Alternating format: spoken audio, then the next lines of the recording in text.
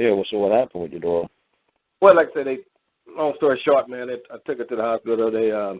They told me she had a mass in her head, and then they immediately tried to run with your daughter got cancer. We got to start chemo right away. And then I was like, hold up, how do you know it's cancer? Where's the biopsy and all that, the proof? And they was like, yeah, I was gonna say, what was the biopsy? Was it malignant? Was it benign? Yeah, they made up their own little protocol. Well, we don't have to do all that. We know it's cancer because such and such. I said, well, that don't work with me, Yeah. And then, of course, we need to call Child Protective Services because you're not being obedient. Excuse me, Eric. Let me bust in right quick. Karl, Eric is right. I did talk to him. I think I talked to him last week. Was that last week, Eric? Yeah, we talked. Yeah. And Karl, he's been on the news down here, and they had him on the news on Channel 11 and Fox News, and his story is definitely very interesting. And so, Eric, I'm sorry I had to jump in like that, but you're right. I do remember talking to you now. So go ahead. I'm glad you caught up with Karl, and go ahead and finish telling your story. Yeah, like I said, I went back and forth. I went to 3 different hospitals when they first called Child Protective Services in. They kicked me and my wife out. My daughter was 13 at the time. And yeah. Wait a second. When you went to the hospital, what hospital did you go to? I took her to the emergency room at Methodist Sugar Land, and then after they took the scan, they transferred us to Texas Children. Okay. So I presume Texas Children is a state hospital? Yeah. State hospital. Okay, it's not private. Okay, it's state. Okay. And so they, I had a bunch of screw-ups because my daughter had like 3 brain surgeries in the first week because every time they do something to the head, they screw up something. And I got to complaining, calling the head of the hospital. Okay, I got an easy question for you, too. You said, okay, so a state hospital was providing the services. Who was providing the funding? I'm a veteran. I got the insurance, and I think that's what they like too. They was running it from my veterans insurance. Through your what insurance? I'm a disabled vet, so I got the insurance through the Veterans Administration. Okay, yeah, because like I said, that's important too, man. Who's putting up the money, and who's providing the service is a big. It's very important. So you got to find out exactly who's putting up the funding. Yeah, I even complained to the hospital. My insurance. Yeah. I said, these people are doing stuff, and they don't even have a valid diagnosis. They were like, well, we don't care. If they put in the claim, we pay it. I'm like, wow. That's great. Okay. So like I said, okay, that's fine. They're putting in the claim, they're paying it, that's fine. It's like professional courtesy, they're recognizing that these people, they're not making a claim that anybody's done anything wrong. But what's funny is you can tell your insurance company, well, if they misdiagnosed this and they're doing all of these treatments and my daughter actually gets home from it, since you're the one putting up the money, I'm going to have to come after you as well for, if you didn't put up the funding, they wouldn't be able to, you're just as much involved with this because you're putting up the funding as the people who are providing the service. Yeah. You see what I'm saying? If nobody's paying for it, they just basically say, okay, well, and who's going to pay for this kid? Right. If nobody's going to pay for this kid, how much do they really? If nobody's going to pay for this kid, how much do they really want to? How much money they really want to dump into the kid doing chemo?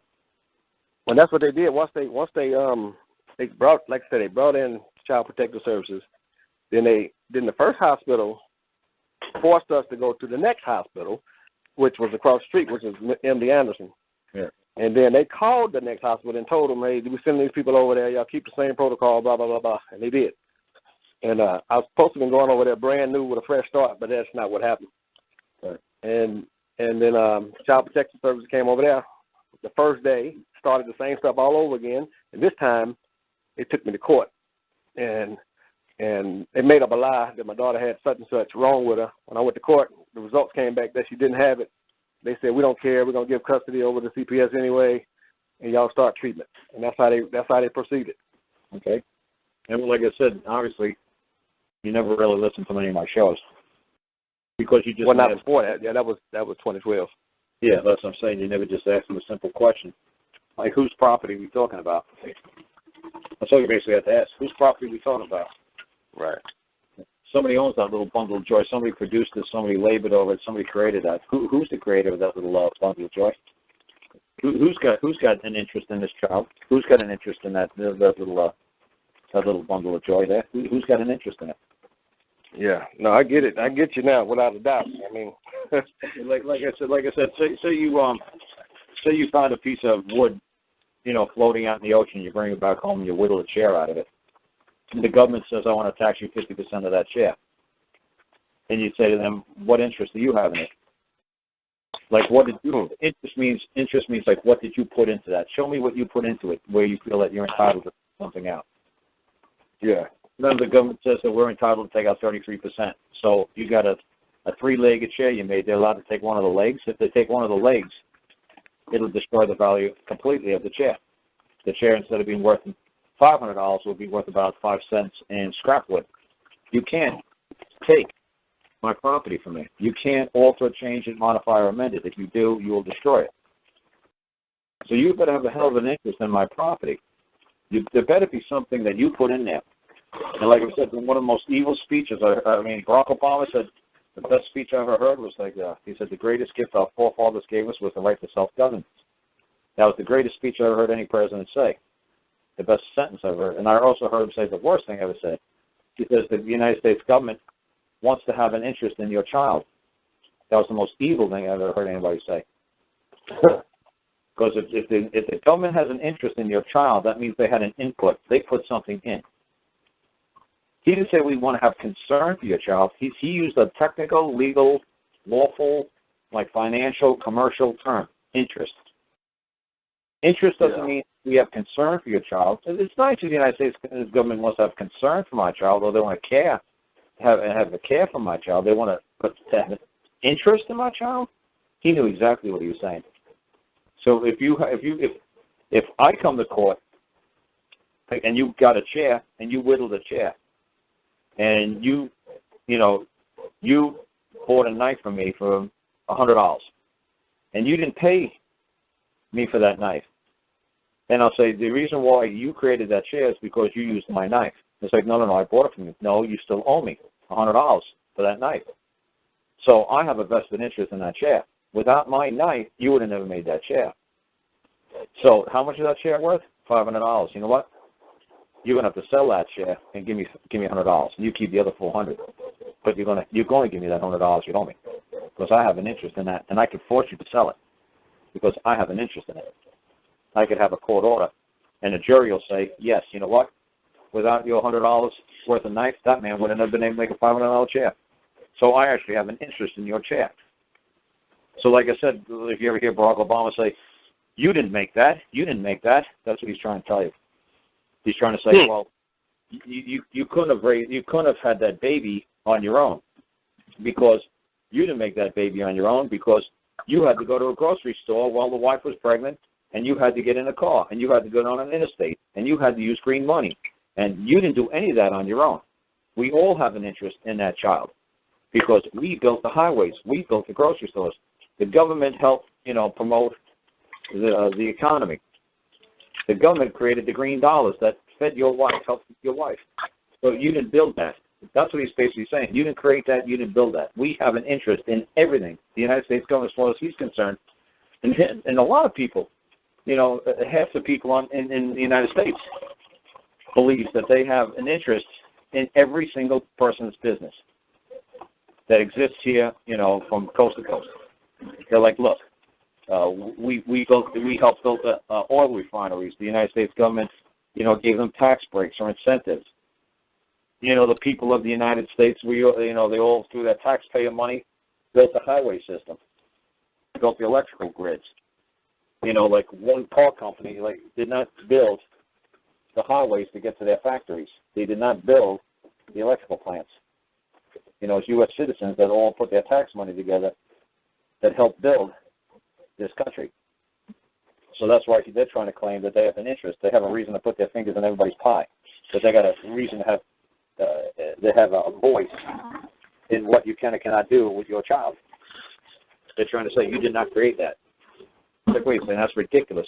You're telling me the bumblebees who created the other bumblebees from coast to coast, you're telling me the United States government helps them You're telling me the field mouse or the owl or squirrels, they couldn't breed without the United States government's aid and assistance? Are you telling me if the United States government closes up shop tomorrow, man and woman no longer will be able to breed and we won't be able to have children on our own because the United States government isn't around anymore? It's like, no, I think we'd do just fine. If we lived out in the woods, I think we'd figure it out. But like I said, they're just trying to justify why they can put their fingers into everybody's business. So yeah, like I said, the biggest thing is you guys got to understand that she's your property, that she's exclusive to you to use and enjoy, that nobody else within the society has any claim or vested interest in it. I couldn't come down and claim it. She's yours. But what's funny is, like I said to the man in Canada who has a zoo, when I was over there in England, I found out that the government of Denmark or Holland or Belgium, one of those countries over there, killed a newborn baby giraffe, because they agreed to only have, like, say, 20 giraffes in captivity in Europe. And this was giraffe number 21.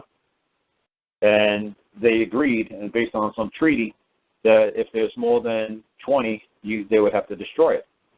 So this giraffe, it takes like, it's like an elephant. It takes like 2 years from the time they get pregnant until this giraffe pops out.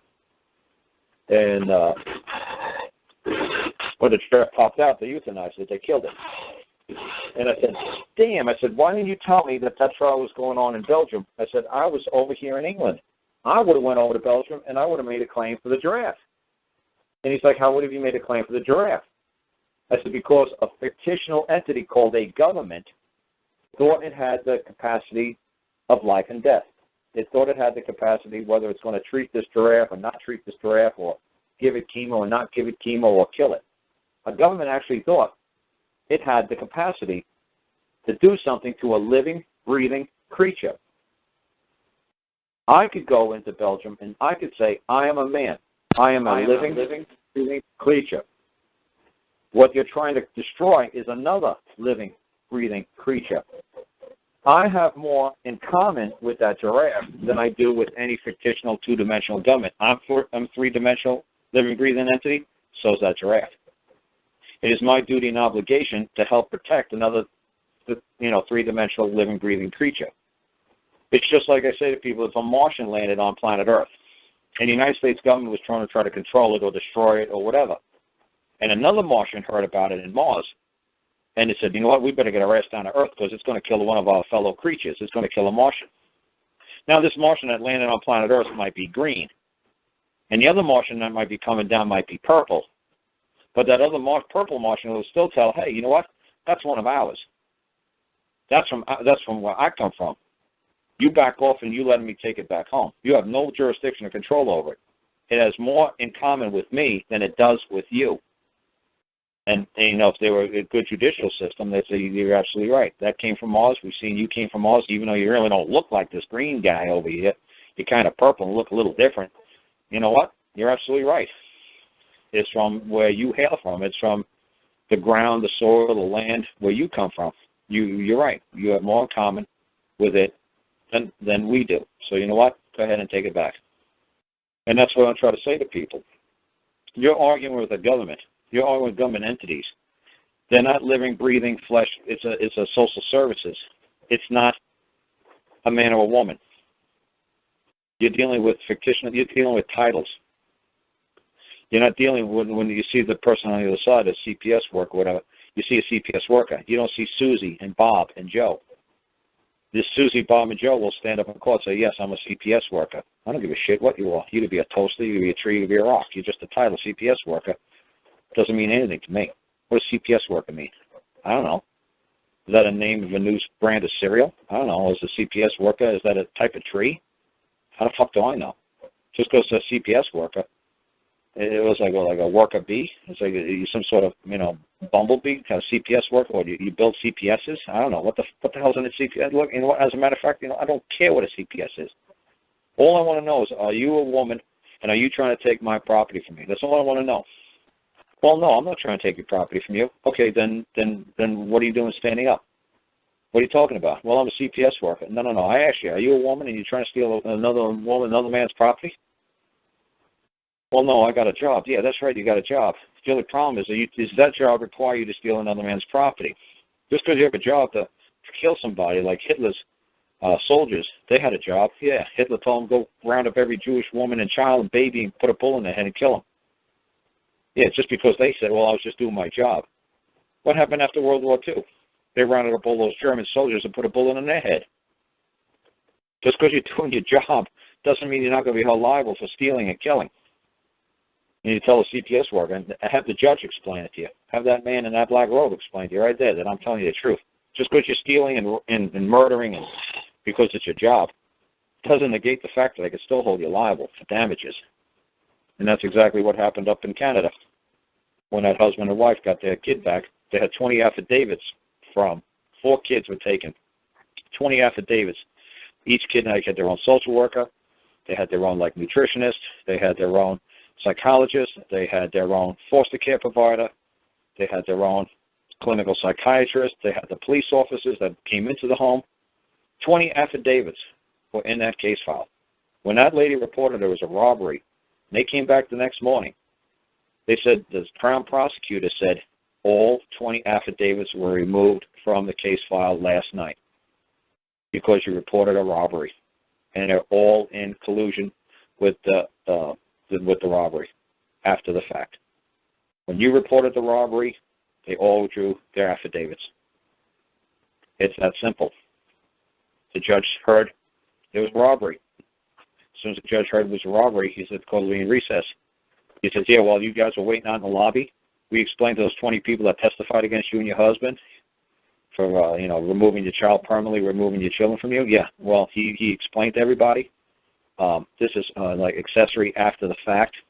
This lady just reported a robbery. I'm a judge. I'm a mandated reporter. I got a report that somebody just screamed out in court. He murdered that woman. She testified. I saw him kill her. I got a report what this woman just testified to. So everybody had to withdraw their affidavits because the judge said, hey, this lady was robbed. She pointed across the courtroom and said, that CPS worker took my baby out of my arms. That's a robbery. Just like somebody said, Hitler's soldiers put a bullet in that little girl's brain. Well, go study the Nuremberg trials. Yeah, somebody stood up and said, yeah, I saw that German soldier right there. Put 3 bullets in 3 babies' heads. Hang them. And he got hanged. They said, wait, I was just following orders. I was just doing my job. Yeah, I don't give a damn what you're doing, dude. It's a robbery. It's a murder. I don't give a damn what you're doing. You're going to jail. Or we're going to kill you anyway. It don't matter. Telling us up and down, left and right, you're just doing your job. We don't give a damn. You're still a man. Like I say to people, there's 168 hours in a week. The CPS worker is a part-time CPS worker. She only does 40 hours a week. 168 hours a week, she's a woman. 168 hours a week, he's a man. He is a full-time man, 24/7, 365, and he has a duty and obligation to cause no harm, injury, or loss to his fellow man, regardless what he gets paid, whoever pays him a paycheck. It doesn't matter what his title is. It could be mobster. It could be gunslinger. It could be CPS worker. It could be cop. It still doesn't give him the ability to shoot somebody and kill him. It still doesn't give the person the ability to rob somebody or steal that child. Just goes, oh, I'm a mobster, that's what I do. I'm a gunslinger, that's what I do. Oh, I'm a cop, that's what I do. I'm a CPS worker, that's what I do. I don't give a damn what your title is. You still have a duty and obligation to your fellow man not to cause any harm, injury, or loss. Bottom line. It's that simple. And all the courts understand this. You guys got to understand this. The courts understand this. It's just you guys don't understand it. You don't know how to walk in the courtroom and just say that simple 1 line, 2 lines. I was robbed. I require the man or woman who's got my property to give it back immediately. And anybody who knows where that property lies and is not coming forth and disclosing where that property lies, they're accessory up to the robbery or the theft after the fact, and I'm going to hold them personally liable as well. It's that simple. And the judges all know this. What happened if they took your car? You'd have no problem walking to court, hey, that clown over there or somebody over there took my car. One of those clowns know where my car is. And I'm sure you know, like any kind of Texas law like that, you kill somebody in the commission of a felony, and I don't care if you were sitting out in the back seat of the car sleeping. I don't care if you're back in the pickup truck sleeping. You're going to get the death penalty as well as that guy who walked into that bank and shot that guy. was like, oh, I was sleeping in the back seat. I don't give a shit. You're going to die, too. You're an accessory after the fact or accessory during the fact. You're an accessory. It's like, well, I was just sleeping in the back seat. Yeah, and when you woke up and they told you they killed this guy, what did you do? Did you run to the police and help the police get the killers? No. I just kept my mouth shut. Well, then you're an accessory after the fact. I think you guys could write a hell of a notice to the court. I've got tons of them online, you know, and Jesse's got one. So if I didn't send it to Larry, I'm sure I did. If I didn't, I'll just send it again. But you know, it's pretty simple. I mean, you make a nice little simple notice, like a two sentence like notice, and you make maybe a 3-sentence claim. I mean, Jesse's thing was 5 sentences long, the notice and the claim. You know, you just simple notice, you know, that this is, you know, does anybody know where this property is, and we want it back immediately. And whoever, you know, if you're failing to return and store the property, I'm going to hold you liable.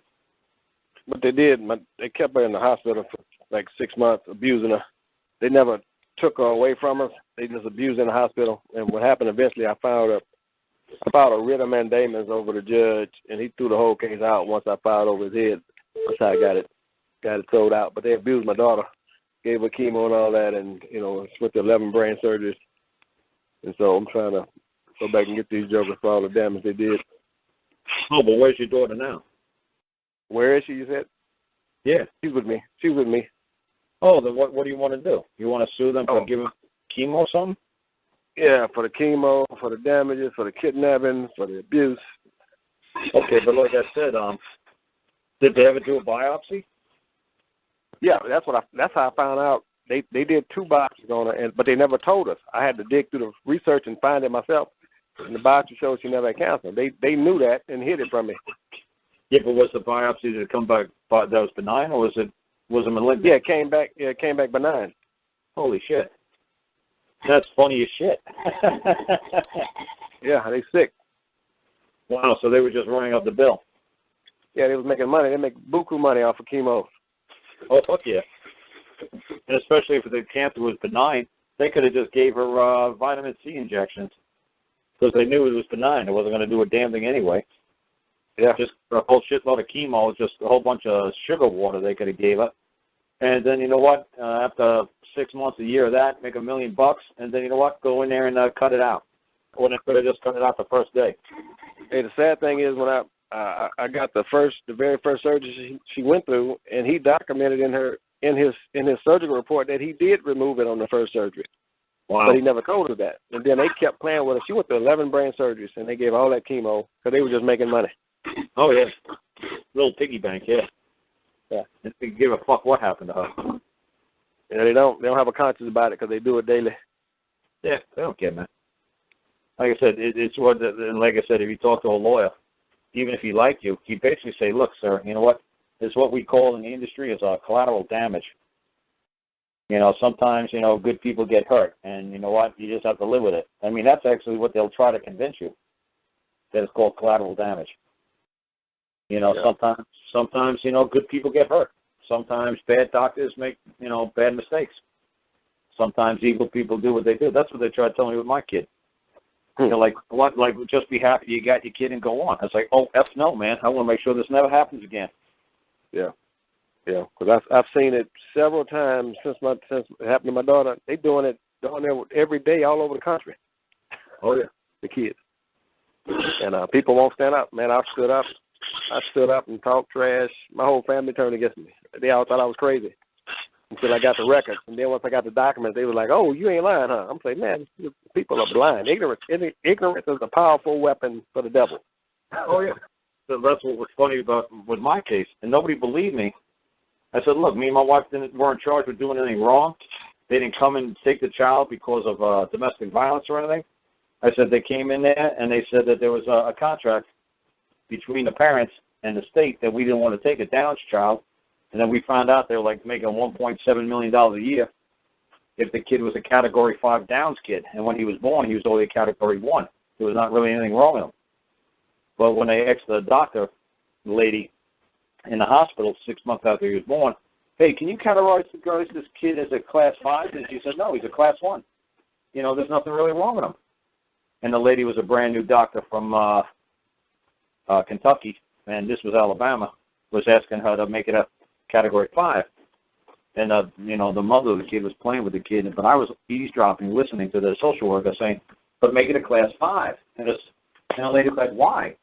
It's like, well, if you make it a Class 1, we only get about $20,000, $30,000 a year. If you make it a Class 5, we'll get almost $2 million a year for taking care of this kid. And the lady's like, look, and she said, I just got my intern here. This is like one of my first, cases I've had, this little boy. And I'm just going to put down what I see. And what I see, I'm just going to report what I see. Nothing more, nothing less. And he's a Category 1. And the lady's like, look, we'll make a ton of money if you make it a Class 5.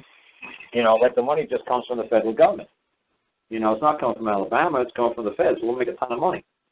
And the lady's like, look, let me go talk to my supervisor and see if I should make it a Class 5 like you want me to. And she says, no, don't get the supervisors involved. No. She's like, look, fine. If you don't make this kid a Class 5, when he comes back for his physical in 6 months from now, he will be a Class 5, which means deaf, dumb, blind, and crippled. Right. So when I heard that, I still didn't think I was listening, but I got hellacious hearing, man. And I said to them when they gave the kid back to the hospital, the mom, walked out, and I said, we're going to go to state capitol meeting right now. She's like, why? I said, man, this lady just communicated a threat. They said they're going to actually do things to this child to make him a Category 5. And within 1 year, he was a Category 5. The next year, he was a Category 5. It was funny when my mom and sister, my mom and sister didn't believe this shit. My sister's a school teacher. My mom worked for the federal government for almost 30 years as a IRS auditor. They thought I was crazy. So it was so funny when they finally let us see the kid 22 months after that, because it was funny. We went to the state capitol and we bitched. We said, man, this lady said this, they're going to cripple the kid, da-da-da-da-da. They said, not a problem, go back home to, Alabama, Birmingham, and we'll get in touch with you tomorrow. So they got in touch with us the next day. They said, we're going to have an emergency hearing trial tomorrow. I said, yes, God, thank God, we're going to get the kid back. No. What happened was the judge came out, and the judge ruled that you and the mother are to never see that child ever again. If we ever catch you near a kid, we'll put you in jail for the rest of your life. We thought they were going to go after the social worker. No, they went after us for reporting her. Yeah. So what was funny is my mom and the sister was trying to get to see the kid. No, they wouldn't let my mom and sister raised holy hell. So 22 months went by, and they finally got to see the kid. And my mom's like, holy crap, this kid is tiny. When he went there for the 6-month physical, he was 22 pounds. A year later, he was 22 pounds. A year after that, he was 22 pounds. So wow. He went from being in the top 10% of being okay down to the 90% of being totally dysfunctional. So funny, man. They had the social workers there, and the foster care family was there. And I said to the mother of my kids, I said, go sit at the other, go sit away from my mom and my sister. And he's like, what? I said, I'm going to sit between my mom and my sister, because when they find out what these people have been doing to this kid, they're going to be a little upset. So like I said, it's funny. My mom and my sister, they when they go to meetings or hearings like that, they show up in dresses. They don't wear pants or slacks. They dress like women. And it was funny that when the social worker started talking, my sister, she's like, well, what does this dietitian say? Why hasn't he gained any weight? And they said, well, we're not, the social worker is funny. She has a southern accent. She was a white lady. She goes, well, I don't know about no dietitians like you all do up in New York, but down here in Alabama, we don't do dietitians. And my sister's like, well, it's a federally mandated, rule that you have to if you're obtaining federal funds. She's like, well, I don't know nothing about federal law, but I'm telling you what we do down here. And my mom just asked the social worker, what do you folks feed these kids? Feed this kid. And she was like, I don't know. The foster family's right here. Ask him. It's like, well, he eats cheese doodles and Diet Pepsi. And my mom's like, what? Cheese doodles and Diet Pepsi? He's like, yeah, that's all he eats. And my mom's like, that's ridiculous. What about milk? What about bread and meat? I said, oh, Mom, you don't know where they house this kid, do you? And I said, I do. And I was like, you're not supposed to know where we have this kid. You were ordered not to make any contact. I said, oh, yeah, I know where they house him. I said, Mom, there's 6 Downs kids that live in a single-wide mobile home on a driveway. They got a big brick house. These foster parents live in a very big 2-story brick house. They got 6 foster kids, Downs kids, like under like 2, 3 years old. And there's like a 13, 14-year-old girl that babysits them like 24 hours a day out in a single line. So if these people saying the kid's eating cheese doodles and Diet Pepsi, oh yeah, that's what he's eating. And my sister's like, that's ridiculous. I said, you won't believe me. I said to my sister, Mom, you wouldn't freaking believe me that this is what they're doing to this kid. You don't get it. They have to make him deaf, dumb, blind, and crippled because they make more money. They don't care. As far as they're concerned, it's a Downs kid. As far as they're concerned, he's a freak of nature. They don't care. He's not human as far as they're concerned. They don't care. He's got an extra chromosome. They don't care. All they know is this is a little piggy bank. They're making a fucking fortune off these kids. They don't give a damn. They're evil people, and when they die, God will fucking fix them. So it was so funny, man. My mom and sister's like, well, my mom's like, look, just wrap them up. We'll take them back to Virginia. There's a whole Witness Church on the property. We'll take good care of them. Just wrap them up. We'll feed them. All my children have thrived. They've all gained weight. I'm sure I could feed this one. I'm sure he'll be fine. And they're like, well, it's not that easy. It's like, she's like, look, somebody's got to start feeding this kid. And she's like, well, look, we do feed him. And if all he wants to eat is cheese doodles and drink Diet Pepsi, what more do you want us to do? And my mom's like, you know what, you've got to feed him something else. And they were like, look, maybe you didn't understand. And she said to my mom, she said, maybe you didn't understand. He is retarded, stupid, dumb. It was so funny how she was doing the Southern accent. And my mom and my sister, man, it was so funny. They jumped up and tried to jump across that conference table in their dresses. I grabbed my mom and I grabbed my sister by the thumbs because I used to bounce in the bars, and that's how you take people out, by their thumbs. And you could usually walk somebody or, make them tap dance, if you grab their thumb and bend it backwards. So what was funny is I grabbed their thumbs, and I'm telling you, I took their thumbs back to their forearms, and my mom and my sister was still trying to climb over the table to go after that woman. And I told those women, you better get the hell out of this room because I can't hold these women back no more. So what was so funny is the women ran out of the room, and obviously the hearing was over. And I said to my mom and my sister, now do you really believe me? Now do you understand what they're doing to these children? Do you really believe me now?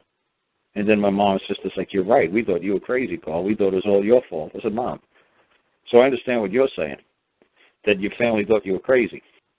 They wouldn't be doing this to a kid. They wouldn't be giving this kid chemo for no reason. They wouldn't be saying it's malignant when it's benign. They wouldn't be doing this. You're crazy. So what happens? It takes years to get all the damn evidence together and throw it out there. So it's so funny because I put the contract that they said for 30 hearings and trials. We finally got a copy of the contract, and it said there was the child was taken from the mom and dad because of domestic violence, and the child is to live at a grandma's apartment with a 40-year-old uncle. Yeah, but it was a 3-year-old girl. It had nothing to do with a brand-new down baby boy who was only 2 days old. They put somebody else's contract in the case file. So when you open up the contract and you read the contract, the first thing I guarantee Social Service did to anybody who looked at the contract, they said, look, the child was taken away from the parents due to domestic violence. The only problem was that was a contract for a 3-year-old girl who lived with a grandma and an uncle in an apartment, and the grandma and the uncle wanted to keep the girl there. What does that have to do with me and my wife and a newborn baby boy in a hospital? Nothing. So like I said, everybody just thought, oh, they showed us the contract, but it said that the parents signed the kid away. Oh, that's not your wife's name, is it? No, it's not her name. Oh, it's domestic violence, the husband and wife. What's the name of the mom and the dad? They didn't bother to mention it in that contract, did they? No. They didn't say Carl and Mary, does it? No. Well, what made you lead to believe that? It's like, well, we didn't really read the contract. The social workers just showed us that there was a contract, and they said that the social services had to get involved because of reports of domestic violence. So what domestic violence? I said the kid was born and within 2 days, they took him into state custody. He never made it home with us. So what are you talking about, domestic violence? So they're like, oh, yeah, I guess the kid had to be at the house to be taken away first. Yeah, the kid had to be in our custody. The kid was never in our custody. The kid was always in the hospital's custody. He was only 2 days old when they took him. But, all right, so you just basically want to sue them? Yeah, man. I actually had a lawsuit. I was actually suing them under the statutes and codes at one time, and then I had an attorney, but I live in Texas. Texas got a law with a maximum you can get is $250,000 for doctors doing stuff, and so no lawyer would touch it because it wasn't worth the time.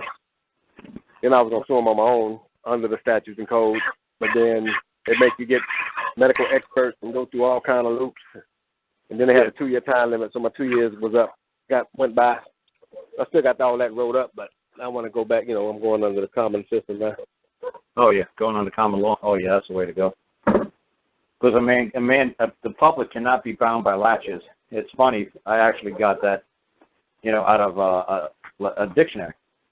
So you ran into like statutes and limitations, like latches. They call those things latches. Yeah. So, but what's funny is, in the common law, the public cannot be held back by a latch. It can't be, because we're not part of we don't have to abide by your legal rules. It's just like the easiest way to explain it is about the legal rules. What you don't have to be bound by it is, if all of a sudden, the Boy Scouts, I always tell people this all the time, what happened to the Boy Scouts of America take over the country for whatever reason? The Boy Scouts of America made all the rules. It's like, okay, well, it's like, like I say to people, trying to interpret the legal rules or court rules. It's not my court. I'm not a member of the legal society. I don't understand your legal procedures, your legal rules. That'd be like me arguing with a Boy Scout, or the Boy Scout leaders saying, look, I don't understand your Boy Scout rules. I don't understand Boy Scout procedure. And then they'd say, well, that's the rules, that's the laws. No, it's your rules. Those are your laws. Those are your procedures.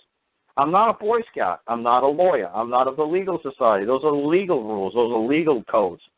Those are Boy Scout codes. Since they're Boy Scout codes, and then could you imagine me trying to write something in Boy Scout code to the Boy Scout Association? They'd laugh at me. Can you imagine me telling the Boy Scouts that they're doing something wrong according to their Boy Scout rules, according to the Boy Scout procedure? That's like you trying to tell them in their legal code that they're doing something wrong. That's like you saying the doctor did something wrong, and you're using their legal code to say that's what they did wrong. Oh, really? And you're a Boy Scout, and you're going to tell us what the Boy Scout code is. Oh, so you're a lawyer, and you're going to tell us what the legal fucking code is. Oh, really? You better just back off and say, you know what, I don't have an effing clue about Boy Scout codes, rules, regulations. I don't have a clue about legal codes, rules, regulations. All I know, Mr. Boy Scout, all I know, Mr. Attorney, all I know, Mr. Whoever, you cause harm, injury, and loss. That's all I give a damn. I don't give a damn what rules you're going under. I'm telling you, by the rules, the laws of nature, you hurt my property, you trespassed, you caused damage, and I want compensation. It's that simple. That's the way I roll. Yeah. So I hope you understand kind of what I do. Carl, while you're on that subject, do you want to explain the best interest of the child? What do you mean, the best interest policy of the child? What do you mean? Oh, well, every time, they go to court, you got a husband and wife, they're going through a divorce, and they want to appoint a guardian ad litem, and sometimes they want supervised visits because one's accusing the other of something, and they always do everything in the best interest of the child. It's a legal term. Oh, yeah. I don't give a damn what's in the best interest of the child. No, what do they mean by the best interest of the child? Do they mean they have an interest in the child? Yeah, that's exactly what they're saying. Because and I know, I don't want to get too deep into financial or birth certificates or anything. And I know that if the kid grows up and has a college degree, the United States government could honestly go to the IMF and get more credit for the amount of people they have in this nation who have high school or college educations. But I don't want to get too deep into where they have an interest in the child. Of course they have an interest in the child. They have an interest in every single car, truck, automobile in this country, because all they do is put the country's net worth or gross worth into a perspective, and they give it to the IMF and say, like they said, when you went to Mexico when I was a kid, you cannot buy a car in Mexico and come back over the border because Mexico has to obtain credit and create, loans from other countries or the IMF that say, look, we got 1.6 million cars in this country. Just having those many cars alone makes this country worth this much money. If they only had 3 cars and 1.6 million donkeys, obviously their country's not worth that much. So they knew that the American people could go over to Mexico and give people $3 in American money, and that's like 10,000 pesos. So people are like, wow, I got 10,000 pesos, man. It's like, yeah, I'm going to give you $3. So they were realizing, people were selling, cars for $3 in U.S. money. So the Mexican government is like, oh, no. You can't sell a car to somebody from the United States. It's the same thing with Mexican land. You could lease Mexican land for 99 years, but you could never own it. Because the Mexican government used that land to obtain, loans. So yes, they're trying to say they're the best interest in the child, yes. Because a country or a nation as a whole have to claim those children, have to claim cars, have to make a claim for houses, claim how many companies or corporations they have. The government loves it when you people go out there and create corporations and LLCs, because they could use that to show the rest of the world, look, we just had 8,716 startup companies last year. Now, how long you last, that's another thing. But that's what I try to say to people. The IRS will definitely work with you if you have a corporation or an LLC, but I don't want to get into all that. Because then people will start saying, well, wait a second, Carl, you're saying LLCs, it's going to be too confusing for people, and you guys still can't get the basics ABCs down. And then I start explaining why it's so important to be an LLC and work with the IRS. Right now, you guys don't even know how to deal with the IRS as a man. Almost everybody who listens to my show is in trouble with the IRS, whether it's ATO in Australia or the Internal Revenue, Inland Revenue Service of the UK, or CRA of Canada. Almost everybody has a problem with that. So I don't want to explain why it's such a wonderful thing to deal with them, because you'll think I'm talking about a man dealing with them. And I'm not talking about a man. I'm talking about if Paul as a person wanted to deal with them, it's a wonderful thing to work with. But I don't want to do that, because people say, people start saying, well, Carl, well, how should we work with them? It's like, oh, Jesus, Lord. Dude, you can't even work with them, man, as a man. I'm not even going to start going there why don't you learn how to act and deal with them as a man? And then we come back and ask me, okay, Carl, we got to figure out how to deal with the IRS man as a man and with the IRS now. How do we deal with the IRS as a person? We're like, okay, that's a lot of fun, too. Let's deal with that. You want to be Bill Gates? You want to be, Warren Buffett, who says my secretary pays more money to the IRS than I do, and I make $10 billion a year, and she makes $50,000? You want to know why Warren Buffett pays less than the secretary does? Yeah, we do that. Once you guys learn how to deal with the IRS, and just write letters back and forth like a man dealing with the IRS. Until you understand your status as a man, why bother trying to go anywhere being a person? I think it's more important to teach people how to stand as a man than to stand as a person. I think it's very important to learn that first, how to stand as a man, than how to represent your person.